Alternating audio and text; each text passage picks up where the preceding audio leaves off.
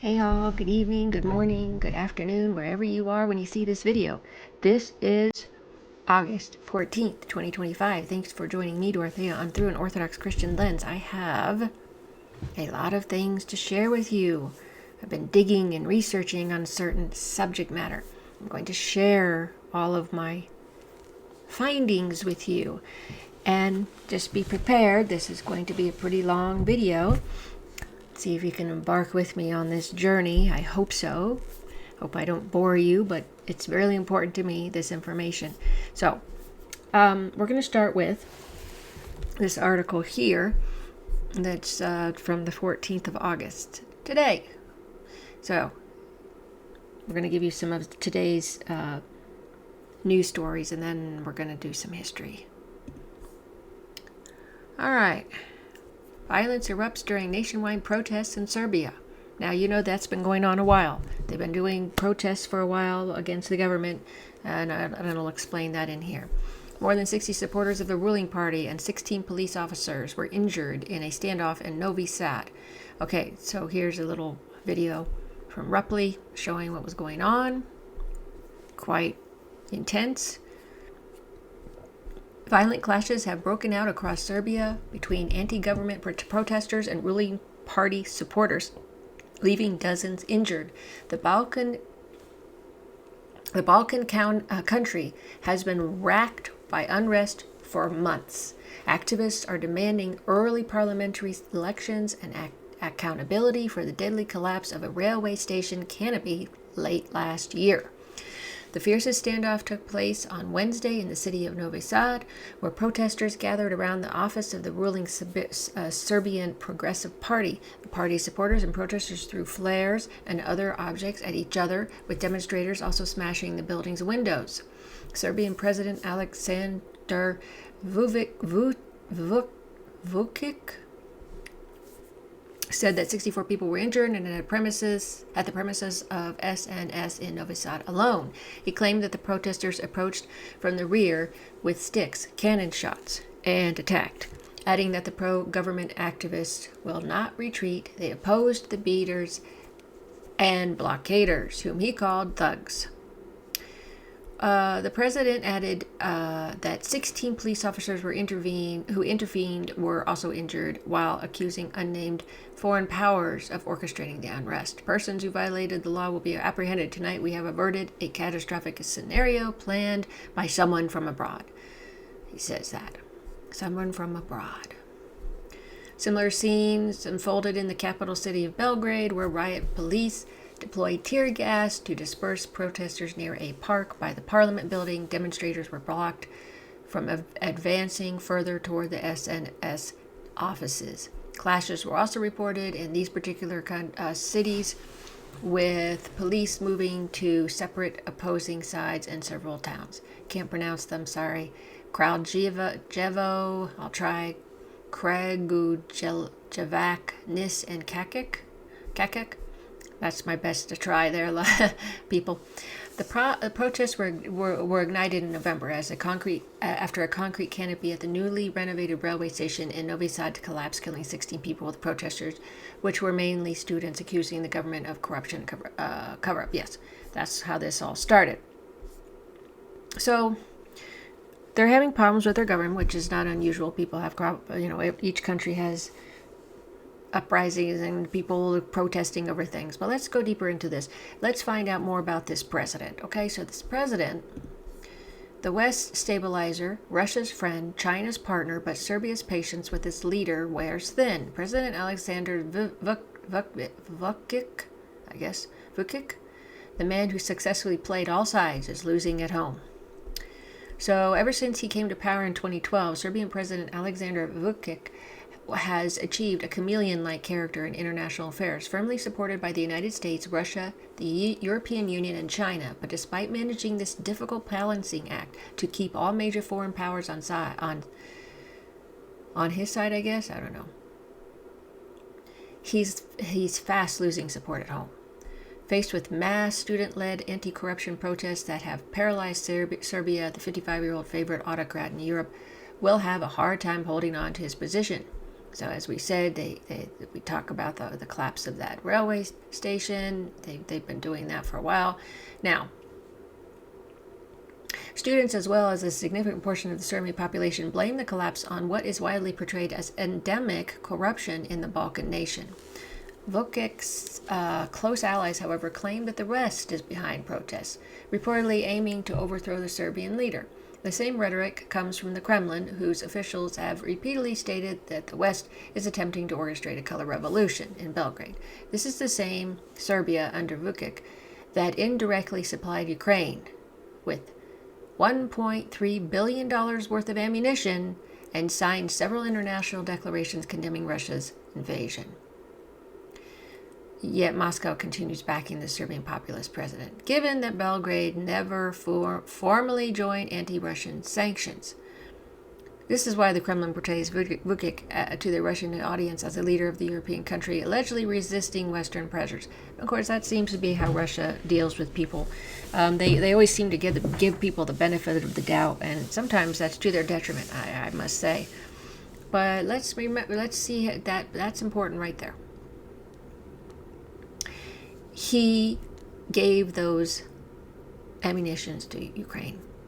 That's a stab in the back. There was a betrayal. I know that was brought up a couple months back. So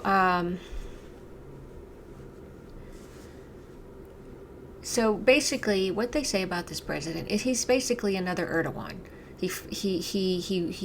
He puts up his finger and sees which way the wind's blowing, and he goes back and forth. Okay, so that's basically what this is about. He's not staunchly either side. So he's, anyway, because some of these actions that have happened recently, he's losing his popularity. So we'll just go from there. Oh, they did say students, however, never attempted to take over any government buildings. They said they were trying to. They did. The protests have been largely peaceful. Nevertheless, well, it doesn't look like in that picture, but overall, I guess. Nevertheless, their actions led to the resignation of Serbian Prime Minister Milos Vučević, although that does not necessarily mean that Vučić will follow in his footsteps. His days in power seem to be numbered. Okay, so let's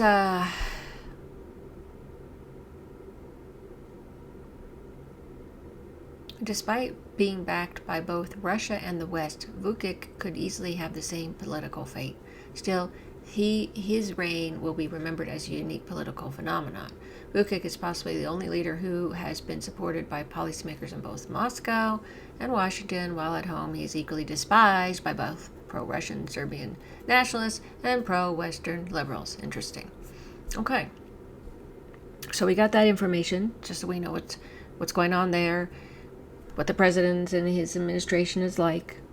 Now we're going to go to important stuff. Came out at the Gray Zone reporting this. And this happened, this was reported on August 4th. U.S.-backed ethnic cleansing of Serbs, top diplomats secretly told Croat leaders. This is a long article. It's going to take a while.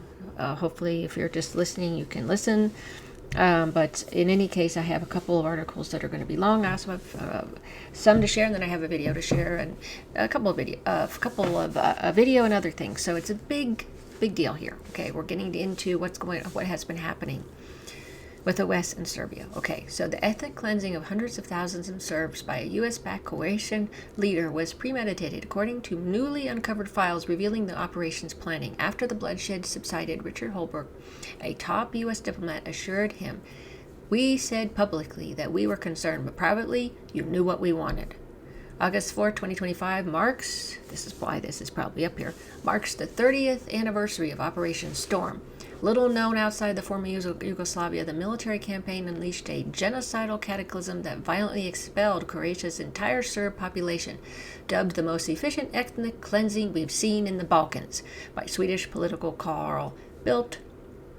Croat forces rampaged UN-protected areas of the self-declared Serb Republic of Krajina, looting, burning, raping, and murdering their way across the province. Up to 355,000 locals fled, many on foot, never to return. Meanwhile, thousands were summarily executed. As these hideous scenes unfolded, UN peacekeepers charged with protecting Krajina watched without intervening. Meanwhile, U.S. officials strenuously denied the horrifying massacres and mass displacements amounted to ethnic cleansing, let alone war crimes. NATO member state governments were far more interested in the sophistication of Zagreb's military tactics. One British colonel heading a UN observer mission in the area gushed, "Whoever wrote that plan of attack could have gone to any NATO staff college in North America or Western Europe and scored an A+." Widely overlooked documents reviewed by the Gray Zone help explain why Croatian forces were graded so highly. Operation Storm was for all intents and purposes a NATO attack, carried out by soldiers armed and trained by the U.S. and directly coordinated with other Western powers. Despite publicly endorsing a negotiated peace, Washington privately encouraged Zagreb to employ maximum belligerence, even as their ultranationalist Croat proxies plotted to strike with such ferocity that the country's entire Serb population would, to all practical purposes, disappear. In the midst of talks on a political settlement in Geneva, high-ranking Croat officials privately discussed methods to justify their coming blitzkrieg, including false flag attacks. Assured of their Western patrons' continued backing amid the bloodshed, Croat leaders boasted that they merely needed to inform their NATO backers in advance of their plans. Once the dust settled and Croate's Serb population was entirely cleansed, Croat officials met in secret with U.S. officials to celebrate their triumph. Richard Holbrooke, a veteran U.S. diplomat then serving as Assistant Secretary of State in the Bill Clinton administration, told the president of Croatia that while the U.S. said publicly that they were concerned about the situation, privately, "You knew what we wanted." As one of the Holbrooke's aides wrote in a note the diplomat later reproduced, Croatian forces had been hired as Washington's junkyard dogs to destroy Yugoslavia. Wow. And then you can see in this letter here, they quoted here what he had said and highlighted. After expelling the local Serb population, the newly formed Croat regime could be counted on to exert U.S. dominance not only over the Balkans, but Europe more widely. The ethnic tensions fomented by NATO in the region still simmer and have been exploited to justify perpetual occupation. The former Yugoslavia remains horribly scarred by Operation Storm. From NATO's perspective, however, the military campaign provided a blueprint for subsequent proxy conflicts and military strikes. Washington has recreated the strategy of weaponizing extremist foreign fighters as shock troops in an array of theaters from Syria to Ukraine. Western-backed fascists seek ethnically pure Croatia. Throughout the 1980s, Western powers, in particular Britain, Germany, and the U.S., covertly sponsored the growth of nationalism in Yugoslavia, hoping to encourage the multi-ethnic federation's breakup. Their chosen proxy in Croatia, Franjo Tudjman, was a fanatic. I was about to say, let me guess, this guy is a real thug, because we tend to always back these type, don't we? Was a fanatical ethno-nationalist, outspoken Holocaust denier, Catholic fundamentalist, and alumni of secessionist extremist groups. These factions embarked on a terrorist rampage throughout the early 1970s, hijacking and blowing up airliners, attacking Yugoslav diplomatic sites abroad, and in 1971 assassinating Vladimir Rolovic, Belgrade's ambassador to Sweden. Wow. Following an upsurge of Croatian separatist violence in Yugoslavia, Tudjman was jailed in March 1972 along with his close Confederate Stjepan Mesić due to their ultranationalist views. When Zagreb held its first multi-party elections since World War II, 18 years later, the pair's Croatian Democratic Union won a plurality of votes and a majority of parliamentary seats. In the process, Tudjman became president and Mesic prime minister. As Croatian nationalism soared, Serbs were purged en masse from state agencies. On the campaign trail, Tudjman eagerly venerated the independent state of Croatia, a Nazi-created puppet entity, savagely run by local collaborators from April 1941 to May 1945, describing the fascistic construct as an expression of the historical aspirations of the Croatian people. Wow! Elsewhere, he openly remarked, "Thank God my wife is neither a Serb nor a Jew." Man, this guy's horrible. These utterances reflected a monstrous strategy Tudjman laid out in February 1990 at a public meeting in Cleveland, Ohio, for when HDZ took power. "Our basic goal is to separate Croatia from Yugoslavia," he said. "If we come to power, then in the first 48 hours, while there is still euphoria, it is dispensable that we settle scores with all those who aren't Croatia. Lists of such persons have already been drawn up," he said. "Serbs in Croatia should be declared citizens of Croatia and called Orthodox Croats. The name Orthodox Serb will be banned. The Serbian Orthodox Church will be abolished. It will be declared Croatian for those who do not move to Serbia." Many of Tudjman's adherents adulated the Ustase, hardcore fascists who ruled the independent state of Croatia during World War II. Their crimes ranged from executing women and the elderly by the hundreds through methods including beheading, drowning. Meanwhile, the Ustase managed a network of death camps across Axis-occupied Yugoslavia with dedicated units for children. Their ruthless barbarity towards Jews, Roma, and Serbs repulsed even their Nazi patrons. Man. Hundreds of thousands were murdered by the Ustase, whose officer corps included the brother and father of Tudjman's defense minister, Gojko Susak. These horrific events remain visceral for residents of the historic Serbian territory of Krajina, which was administratively assigned to the Yugoslav Socialist Republic of Croatia following World War II. HDZ received funding from Ustase exiles in Western countries, and immediately upon taking office renamed Zagreb's iconic square of the victims of fascism as Croatian Nobles Square. Wow. Talk about changing up a name to whitewash everything. While Croat paramilitary units proudly touted Ustase chants and some symbols. As the Tudjman-led government openly fanned the flames of ethnic hatred, Serbs in the fledgling country began preparing for civil war. After inter-ethnic fighting broke out in Croatia in March 1991, Yugoslav People's Army units were deployed to guard Krajina, where residents declared the establishment of an autonomous Serb republic until an international peacekeeping deal could be brokered. Yugoslavia's then President Borislav Jovic testified before his death the objective was to protect the Serb territories until a political solution could be found. Croats covertly schemed to make Serbs disappear. In August 1995, that political solution appeared on the brink of fruition. A dedicated UN contact group was conducting peace negotiations in Geneva between Krajina authorities and Zagreb. A proposal intended to bring the Croatian conflict to an end, known as Zagreb IV or Z4, was drafted by the EU, Russia, and the US. Washington's ambassador to Zagreb, Peter Galbraith, played a key role in negotiating terms with Krajina Serb leaders. Accepted on August 3, 1995, Z4 envisioned Serb majority areas in Croatia remaining part of the country, albeit with a degree of autonomy. That same day, Galbraith confirmed on local TV that reintegration of the Serb-held area in Croatia had been agreed upon. Meanwhile, U.S. mediators in Geneva declared that due to more major Serb concessions, there was no reason for Croatia to go to war. At long last, the stage was finally set for a negotiated peace.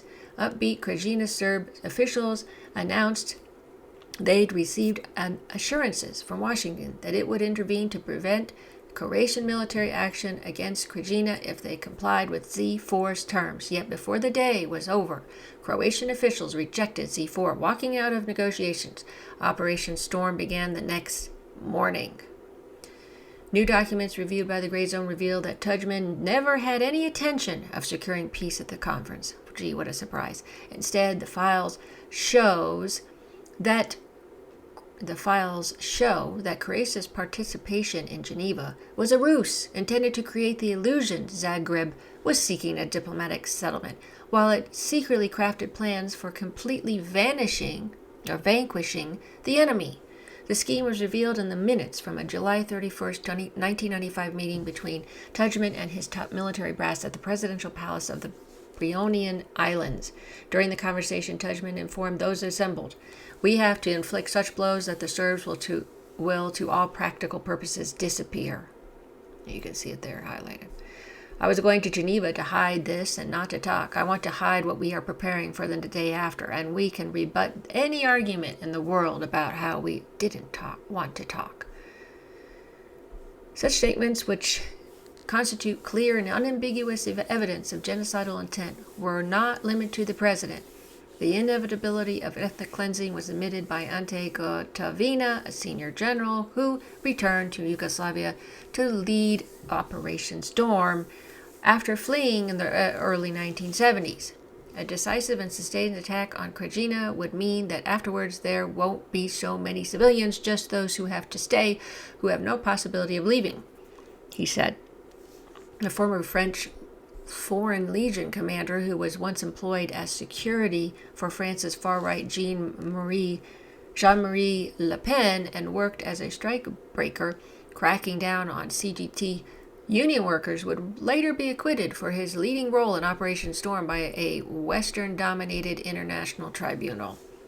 For those Serbs who were now trapped in a hostile ethnic enclave, Tudjman suggested a mass propaganda campaign targeting them with leaflets declaring the victory of the Croatian army supported by the international community, and calling on Serbs not to flee in an apparent attempt to lend an inclusive veneer to their proposal to forcibly displace the civilian population. This means giving them a way out while pretending to guarantee civil rights. Use radio and television, but leaflets as well. That's what he's saying. Pretending to guarantee. Now, let me just stop here for a second so we can get a breath. If you don't remember, there was that Bosnian War back in the 90s. I remember it. Although I wasn't totally paying attention too much to the news at that time, but I remember it going on. It was terrible. I didn't learn until, maybe a decade later or so, that NATO blew up, bombed our Orthodox brothers, Serbian Orthodox Church, on Pascha. That's just terrible, just unconscionable, just terrible. It's really not good. I mean, it's just terrible. That's all I can say on that. It's demonic. So you remember, because when that came out, the Bosnian War, it was pretty cut and dry. It was usual reporting was not as it was very simplistic compared to what we have now on this information. Which, is anybody surprised? It's never exactly. Most of the time, it's not exactly what they report things to be, is it? When it's dealing with other countries, especially former Soviet bloc countries. Okay. In any case, so this article goes on. The generals discussed other propaganda efforts to justify the impending attack, including false flags. Given that every military operation must have its political justification, Tudjman said the Serbs should provide us with a pretext and provoke us before the strike began. One official proposed we accuse them of having launched a sabotage attack against us. That's why we were forced to intervene. Another general suggested carrying out an explosion as if they had struck with their Air Force. Bill Clinton provided all clearance for mass murder. And in late 1990, Yugoslav intelligence secretly filmed Croatia's defense minister Martin Špegilj, I don't know how to say that, covertly plotting to purge the republic's Serb population. In one tape, he told a fellow official that anyone opposed to Zagreb's independence should be murdered on the spot, in the street, in the compound, in barracks, anywhere, via a pistol into the stomach. He forecasts a civil war in which there is no mercy towards anyone, women or children, and Serb family homes were dealt with using, quite simply, grenades. So this person went on to openly advocate slaughter to resolve the issue of Knin, Krajina's capital, making the city disappear. He boasted, "We have international recognition for that. The U.S. had already offered us all possible assistance, including thousands of combat vehicles and complete arming of 100,000 Croat soldiers free of charge." The desire, doesn't that sound just like us? I mean, it's the same pattern. The desired end result, Serbs in Croatia will never be there again. We are going to create a state at all costs, if necessary, at the cost of shedding blood. Western support for the horrors planned and perpetuated during Operation Storm was also writ large during the meeting on July 31st, 1995. There, Truman told his generals, "We have a friend, Germany, which consistently supports us. The Croats just had to inform them ahead of time of their objectives. In NATO as well, there is also understanding of our views," he explained, adding, "We enjoy the sympathy of the U.S. In 2006, German outlet Der Spiegel confirmed that the massacres bore Washington's fingerprints, citing Croatian military sources who claimed they'd enjoyed direct, though secret support from both the Pentagon and the Central Intelligence Agency in planning and carrying out the Storm offensive. So he goes in about in preparing for the offensive, Croatian soldiers were trained at Fort Irwin in California, and the Pentagon aided in planning the operation. Shameful. U.S. support went far beyond what it publicly acknowledged, which was that Croatian forces merely underwent training exercises carried out by U.S. private military contractor MPRI, Spiegel revealed. Immediately prior to the offensive, then Deputy CIA Director George Tenet met with Gotovina and Tudjman's son, then in charge of Croatian intelligence, for last-minute consultations. During the operation, U.S. aircraft destroyed Serbian communication and anti-aircraft centers, and the Pentagon passed on information gathered by satellite to Croatian forces. So, at an August 7, 1995 cabinet meeting, Tudjman bragged of how Washington must have been pleased with how Croatia's military executed Operation Storm. His premier, Ivo Sanader, then discussed coordinating the effort with U.S. officials who worked in the name of Vice President Al Gore. He assured those gathered that all clearance was approved straight by U.S. President Bill Clinton, and that Croatia could therefore expect continuous support from Washington as the massacres unfolded. U.S. diplomat cheers a genocidal triumph. That would be Richard Holbrooke. He's a fixture of the intervention-obsessed Beltway foreign policy establishment. Holbrooke had his eyes on plummet appointments under Bill Clinton and beyond, perhaps under a future Hillary Clinton administration. The successful dismantling of Yugoslavia would provide fuel for his ambitions. So it goes on about that.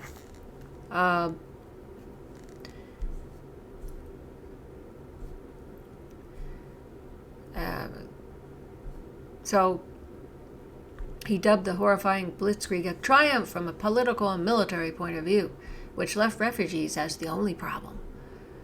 Oh, man. Croatian authorities dealt with this problem by passing discriminatory laws, making it virtually impossible for displaced Serbs to return while seizing their property. Despite possessing overwhelming evidence of grave war crimes, the NATO-funded International Criminal Tribunal for the former Yugoslavia did not indict anyone responsible for Operation Storm until 2008. Many culpable officials, including Tudjman, died in the intervening time.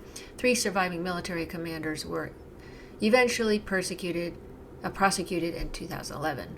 1 was acquitted and 2 convicted, although this was overturned on appeal in 2012. Let me go on to say, I'm going to go to this other article. It's long as well, but I need to tell you why this is going on. But I'm only giving you part 1 here. The breakup of Yugoslavia provided the fodder for what may have been the most misrepresented series of major events over the past 20 years. The journalistic and historical narratives that were imposed upon these wars have systematically distorted their nature and were deeply prejudicial, downplaying the external factors that drove Yugoslavia's breakup while selectively exaggerating and misrepresenting the internal factors. Perhaps no civil wars, and Yugoslavia suffered multiple civil wars across several theaters, at least 2 of which remain unresolved, have ever been harvested as cynically by foreign powers to establish legal precedences and new categories of international duties and norms. Nor have any other civil wars been turned into such a proving ground for the related notions of humanitarian intervention. How many times do they use that kind of word for what they really want to do? And the right or responsibility to protect.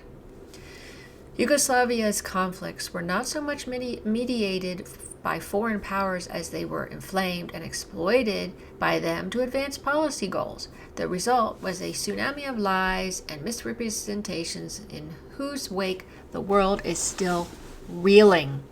And this is from 2008, this article. 2007 or 2008.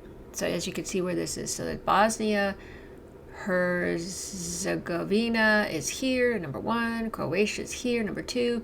Macedonia is number 3. Montenegro is number 4. Serbia is number 5. 5A is Kosovo. 5B is Vojvodina. 6 is Slovenia. From 1991 on, Yugoslavia and its successor states were exploited for ends as crass and as classically repolitik as preserving the NATO military alliance despite the disintegration of the Soviet bloc, NATO's putative reason for existence, overthrowing the UN Charter's historic commitments to non-interference and respect for the sovereign equality, territorial integrity, and political independence of all states in favor of the right of those more enlightened to interfere in the affairs of falling states and even to wage wars against rogue states, humiliating the European Union, formerly the European Community, EC, over its inability to act decisively as a threat-making and military punitive force in its own backyard, and of course dismantling the last economic and social holdout on the European continent yet to be integrated into the Washington Consensus.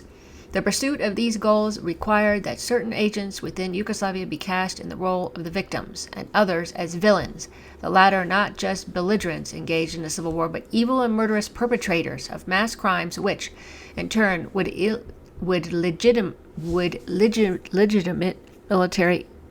probably legitimize military intervention.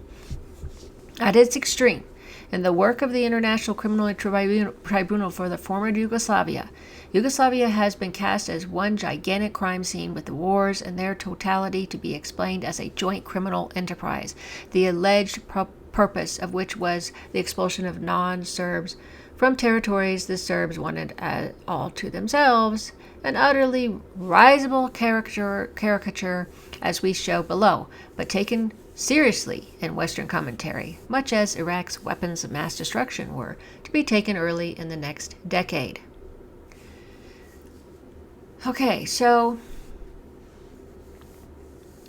they basically, while the destruction of Yugoslavia had both internal and external causes, it is easy to overlook the external causes despite their great importance, because Western political interests and ideology have masked them by focusing entirely on the alleged resurgence of Serb nationalism and drive for a greater Serbia as the root of the collapse.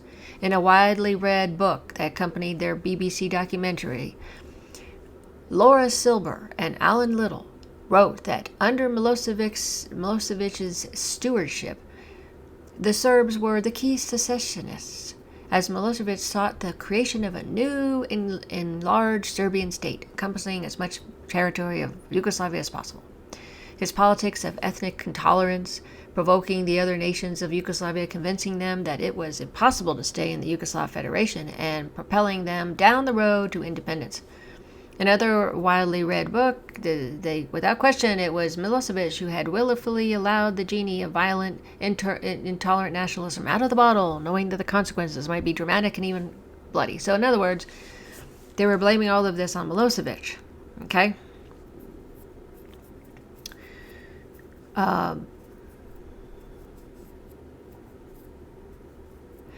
Now, we're going to say that so for Roy Gutman, the war in Bosnia-Herzegovina was the third in a series of wars launched by Serbia. So you see, they're making this all Serbia's fault.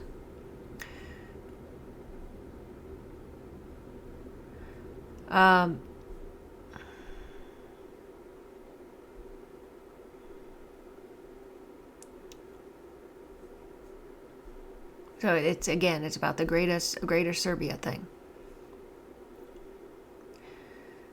And you remember, because they said he was committing genocide, and he had backstabbed his way to power and had switched. Milosevic did this supposedly, power, and had switched from communism to fascism. He and Mirjana set out to establish their dream of an ethnically pure Greater Syria, cleansed of Croats and mongrel races such as Bosnia's Muslims and Kosovo's Albanians. Bosnia and Kosovo, remember that. And remember Albania. It's very interesting to me that I remember when I saw this and I just assumed everything like this was true. I never questioned anything at the time. Okay, so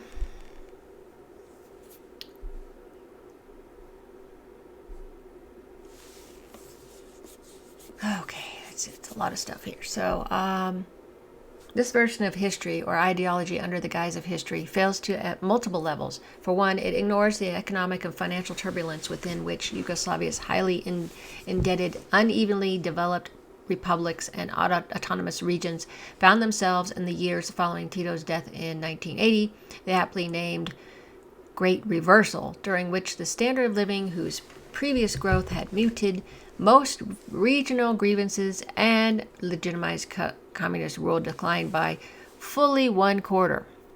Now, I'm not a fan of communism. I'm just reading this. The important part we're remembering here is what really happened in this Bosnian War.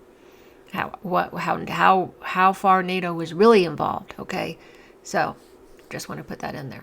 It also ignores the geopolitical context marked by the decline and eventual dissolution of the Soviet bloc, just as it ignores the German, Austrian, Vatican, EU, and eventual U.S. interest in the dismantlement of the socialist as well as federal dimensions of a unitary Yugoslav state and the actions that brought about that result. Furthermore, it underrates the importance of Albania, Slovene, Croat, Macedonian, Albanian, Bosnian Muslim, Montenegrin, and even Hungarian nationalisms, and the competing interests of each of these groups as they sought sovereignty within and later independence from Yugoslavia. Perhaps most critical of all, it overstates the Serbs and Milosevic's nationalism, gives these an unwarranted causal force, and transforms their expressed interest in preserving the Socialist Federal Republic of Yugoslavia and or allowing Serbs to remain within a single unified successor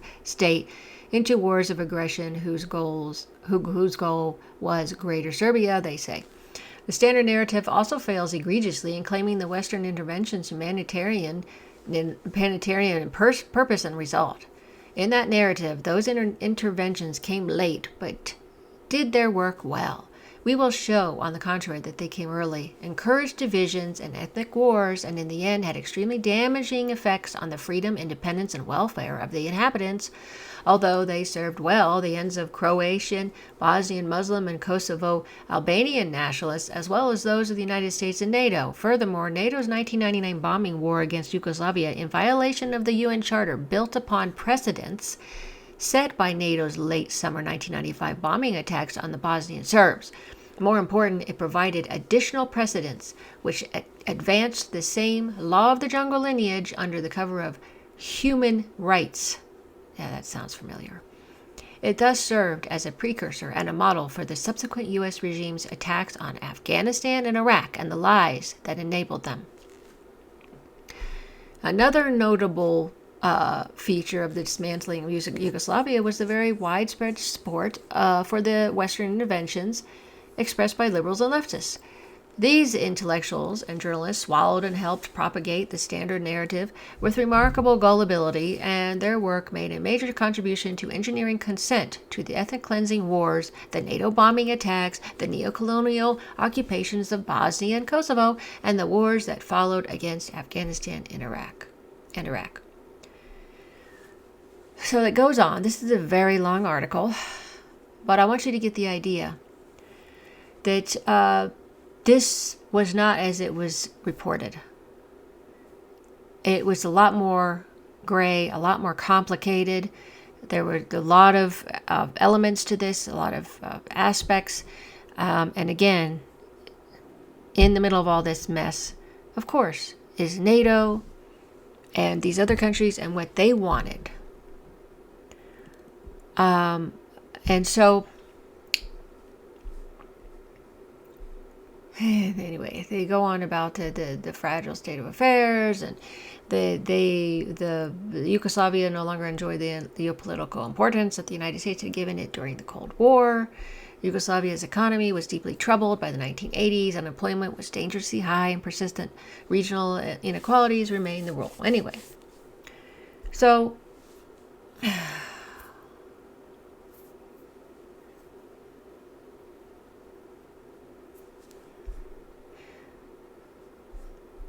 economic decline was accompanied by diminished confidence in the federal system and the rise of Republican challenges to it. Anyway, so you get the idea that all of this was not as it was reported, as I read both from the Gray Zone and from this. The way this crumbled, the way the Yugoslav state, the Yugoslav Republic broke into pieces. We see what really happened there. So, and he has many parts of this person who wrote this article. This is just part one, and it goes on and on and on. So I'm gonna just bring up a few little details that are important to understand about this. This particular site says, the Sign of the Times site says, the globalist agenda. So, of course, those who are Christian are interested in globalism and the agenda because of the Antichrist. Okay, so we have NATO needs to crush Milosevic and to tarnish the legend of Milosevic because he stands for resistance to NATO, to neo-colonialism, to Washington's imperial rule, to the new slavery brought to us thanks to this latest would-be Rome. So independent nationalism, a threat to globalism. So the authors explain this, the demonetization of local nationalism in the case of Serbian nationalism. 1987, the forces around Milosevic defeated pro-NATO elements in the Serbian government, thus declaring their independence from Washington. From that time on, Milosevic and the Serbian and other Yugoslav loyalists have provided a roadblock obstructing NATO's drive to the east, and they have provided a beacon to the former Soviets to resist. Now, 56-year-old strategy, the attack on Yugoslavia, and the kidnapping of Milosevic are not random events. They can constitute a new phase of the anti-Eastern strategy, which Washington has pursued for more than 5 decades. Okay? Yeah. This is not new. Okay. So, part one was the breakup of the Soviet Union achieved in 1991. Part two was the reduction of the republics of the former Soviet Union from nations to devastated territories, small protectorates under the dominion of the U.S. and its junior partners. Washington has openly pursued this strategy since the end of World War II, when it created the CIA in large measure from General Gellen's network of Nazi operatives, agents, and contracts in Western, Eastern, and Southern Europe, says this reporter. Part one of the strategy went into high gear in 1979. At that time, it was articulated by Jimmy Carter's National Security Advisor, Brzezinski. So, Brzezinski, I said I right, I don't know. It was the reason for the U.S. proxy war against Afghanistan, during which Washington and its allies created and nurtured the phenomenon of Islamic terrorism, which now plagues the former Soviet Union, the Balkans, Algeria, the Mideast, Kashmir, Russia, and the rest of the planet. In the West, it is considered politically correct to ascribe the breakup of the Soviet Union to an inevitable revolution brought about by internal decay. Yet it was well known that most Soviet citizens, 70%, opposed the breakup. And I don't know about that. I know the Orthodox were needing an end to the oppression. The Orthodox Christians. How can a revolution that is opposed by money be inevitable? In any case, let's just know that the Serbian Orthodox, Serbia is an Orthodox country. Of course, Russia's an Orthodox country. Okay. Now I'm going to share, where am I supposed to be going after this? Okay. One other thing. The exoneration of Milosevic. This was on August 1st, 2016, reported. The International Criminal Tribunal for the former Yugoslavia in The Hague has determined that the late Serbian President Slobodan Milosevic was not responsible for war crimes committed during the 1992-95 Bosnian War. In a stunning ruling, the trial chamber that convicted former Bosnian Serb President Radovan Karadzic of war crimes and sentenced him to 40 years in prison unanimously concluded that Slobodan Milosevic was not part of a joint criminal enterprise to victimize Muslims and Croats during the Bosnian War. The March 24th Karadzic judgment states that the chamber is not satisfied that there was sufficient evidence presented in this case to find that Slobodan Milosevic agreed with the common plan to permanently remove Bosnian Muslims and Bosnian Croats from Bosnian Serb claimed territory. So, he was exonerated. He was found to not be part of this. Isn't that interesting? After we were sure that he'd done all that and they put him in prison, and I remember it was like, oh great, he's in prison, this is great. We find out all of this was a farce. All of this was some kind of underhanded psyop thing, or their usual ways that they do things in the intelligence agencies and these people in NATO and the U.S. and all that. Okay, so we got all that figured out. So 5 decades they've been going on with this. 5 decades. So now we're going to go to this interview. I actually shared it with you a month or so ago, but now it's even more pertinent to what I'm doing here with this research. So we're going to go back to when Larry Johnson asked Alex Krainer about Serbia. But what about Serbia? Yes. So they are also antagonizing Serbia. Serbia has traditionally been an ally to the British before and during World War I, World War II, and even during the 1990s wars in the Balkans. So the British diplomacy has consistently been very supportive of the Serbs at the expense of other republics there. Now they see Serbs as an irritant because, Vučić refused to impose sanctions on Russia, among other things. And then Serbia is there on the Danube. What happens if the Russians take Odessa and the remainder of Black Sea coast? They take control of that. Then the estuary of the Danube River opens the Black Sea to the landlocked part of the European Union, which is Hungary, Slovakia, Czech Republic, and Austria. And these, you know, these countries are already kind of teetering on regretting their membership of the EU. Mm-hmm. And I think that there's a good chance that in not so distant future, Hungary will be looking to go out. Well, if they're landlocked, then the EU can easily embargo them, blackmail them, sanction them, and so on.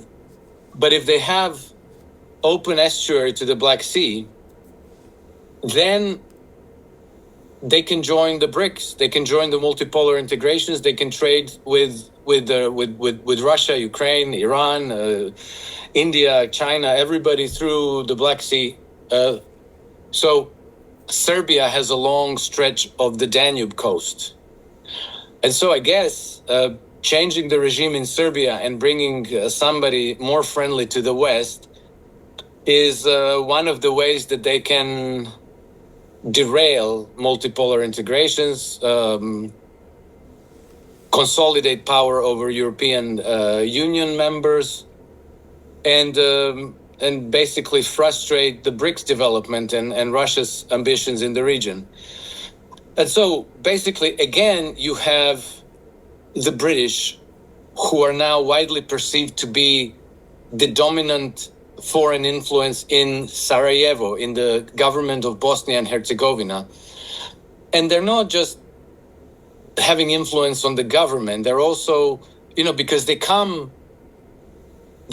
with, you know, they act not through official channels. They act through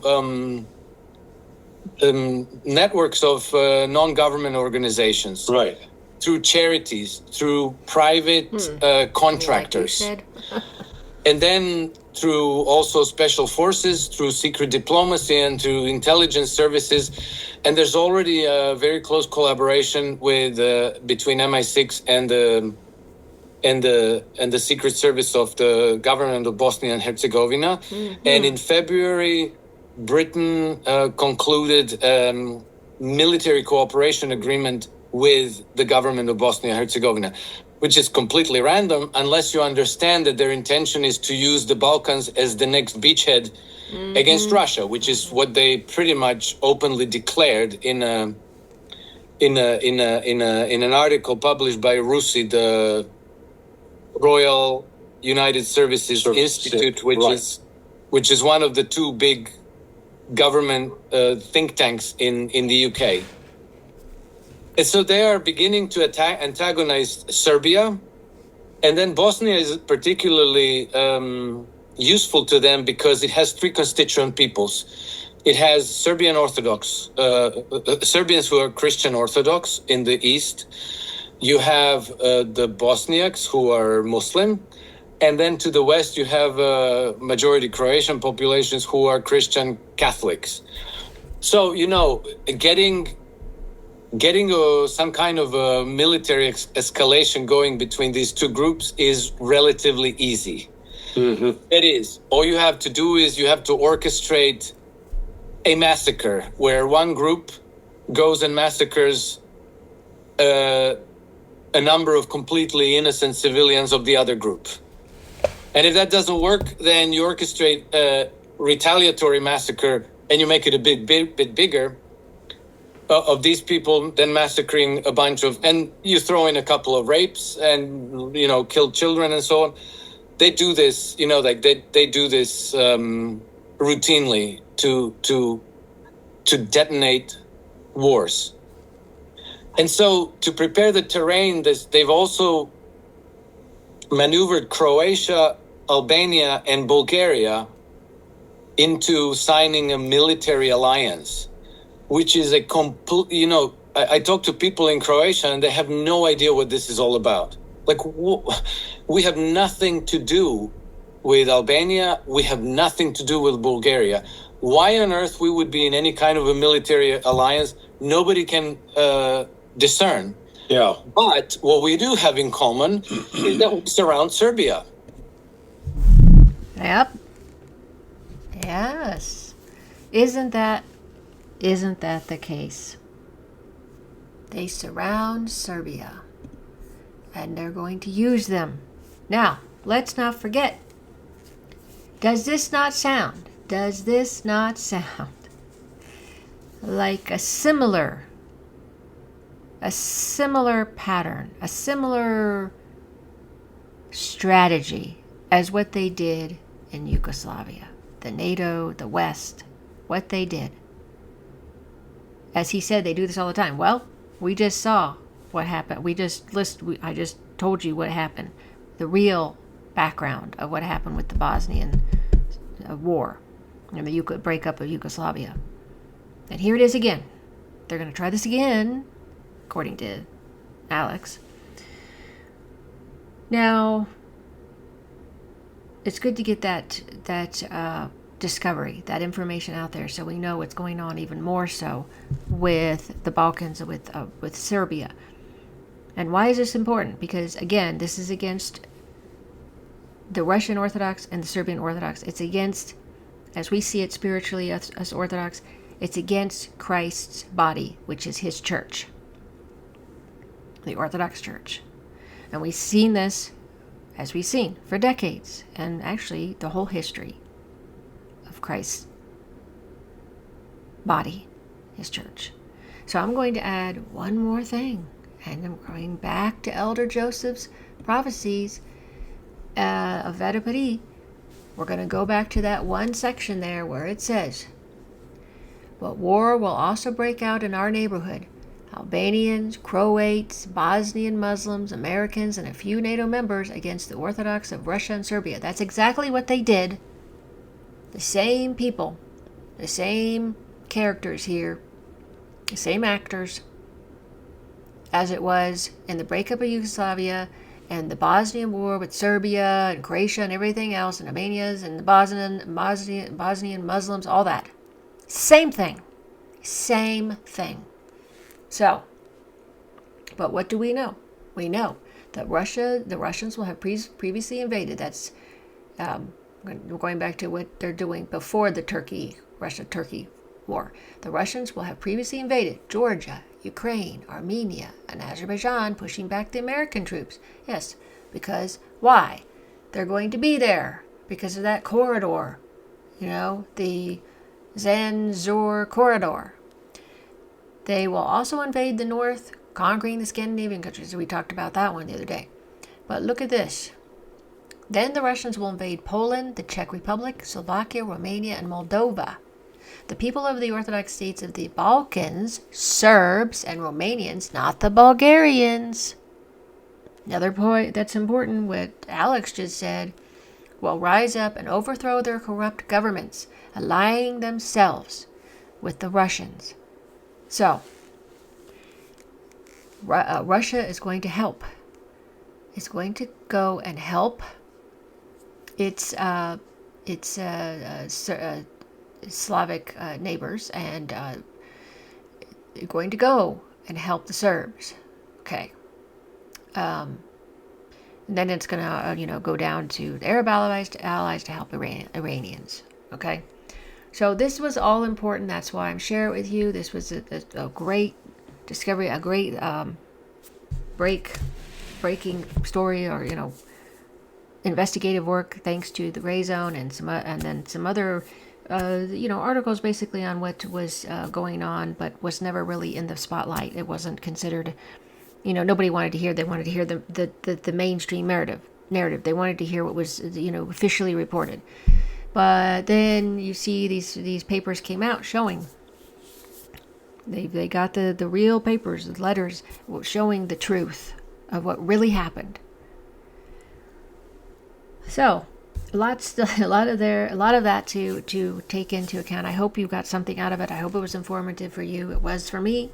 I hope that you understood everything with all that I had to put out there. I hope it made sense. Thanks so much for watching.